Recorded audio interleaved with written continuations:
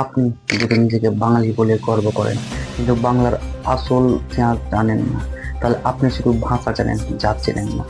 এই ভিডিওটি আপনার জন্য নয়, এই ভিডিওটি তাদের জন্য যারা বাঙালি হয়ে আজও নিজের অতীতকে অস্বীকার করেন আর ভুলে গেছেন আপনি কার রক্তে তৈরি, কোন মাটি আপনার আত্মার শিকড়।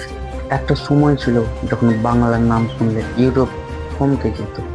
মুর্শিদাবাদ এক সময় ভারতের রাজধানী নয়, বরং অর্থনৈতিক কেন্দ্রবিন্দু ছিল।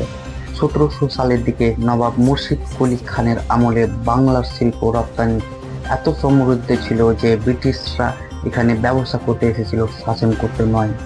আপনি জানেন কি, তখন বাংলার মুসলিম তাঁতের শাড়ি, চিনি, আতর, নীল এসব ছিল ইউরোপের রাজ পরিবারের প্রেস্টিজ। মুর্শিদাবাদ তখন লন্ডনের থেকেও ধনী শহর ছিল। 1757 সালের পলাশীর যুদ্ধ, আপনি ভাবছেন এটা স্রেফ একটা যুদ্ধ ছিল?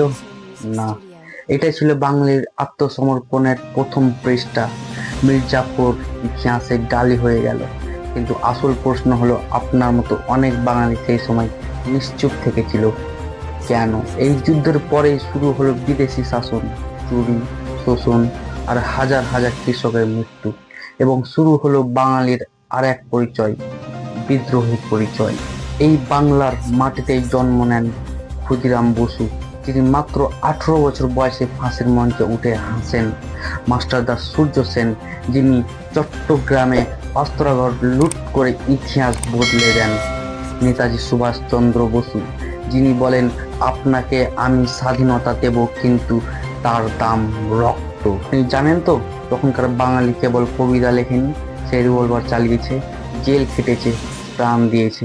আপনি যদি আজ বাঙালি হিসেবে শুধু খাবার, পুজো, গান চেনেন, তাহলে আপনি আপনার পূর্বপুরুষদের অপমান করছেন। এই বাংলার বুকে জন্ম নেন ঈশ্বরচন্দ্র বিদ্যাসাগর, যিনি বিধবা বিবাহ চালু করেন। রাজা রামমোহন রায়, যিনি সতীদাহ বন্ধ করেন। রবীন্দ্রনাথ ঠাকুর, যিনি বিশ্ব সাহিত্য বাংলাকে পৌঁছে দেন। নজরুল ইসলাম বলেন, আমি চির বিদ্রোহী বীর। আপনি কি জানেন তার কণ্ঠে ছিল আগুন? এবং সবচেয়ে গর্বের কথা, 1952 সালে বাংলার জন্য মানুষ রক্ত দেয়। হ্যাঁ, ভাষার জন্য প্রথম শহীদ বাঙালি। আপনি কি নিজের ছেলে মেয়েকে এই ইতিহাস শিখিয়েছেন? আজকের দিনে আপনি হয়তো ফেসবুকে ইংরেজিতে পোস্ট দেন, ইনস্টাগ্রামে রিল বানান, কিন্তু নিজের ইতিহাসের প্রতি শ্রদ্ধা দেখান তো।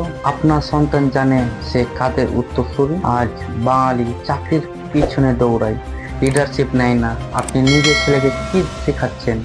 নিরাপদ জীবন, আত্মমর্যাদা। এখনো বাংলার প্রান্তিক গ্রামে এমন অনেকে আছেন যারা কাঁধে কাঁধ মিলিয়ে বাংলা গড়ে চলছেন, কিন্তু তাদের কেউ চেনে না। আপনি কি তাদের কণ্ঠস্বর হতে পারেন না? শেষে একটা প্রশ্ন করব, আপনি যদি আজ মারা যান, আপনার সন্তানকে আপনি কি দিয়ে যাবেন? একটা স্মার্টফোন, একটা ফ্ল্যাট, নাকি একটা গর্বহীন পরিচয়? আপনি একজন বাঙালি, এটাই আপনার সব থেকে বড় পরিচয়। আপনার রক্তে আছে বিদ্রোহ, জ্ঞান, সংস্কৃতি, তবে আপনি ভুলে গেছেন সেটা। শেষ কথা, এই ভিডিওটি যদি আপনাকে স্পর্শ করে, তাহলে শুধু লাইক বা শেয়ার করবেন না, আপনার ছেলে মেয়েকে শেখান আমি একজন বাঙালি আর আমি ইতিহাসের ধারক, যে ইতিহাস সারা পৃথিবীকে গর্ব শেখায়। আপনি বাংলার সন্তান, নিজেকে গড়ুন আর অন্যদেরও গড়তে সাহায্য করুন।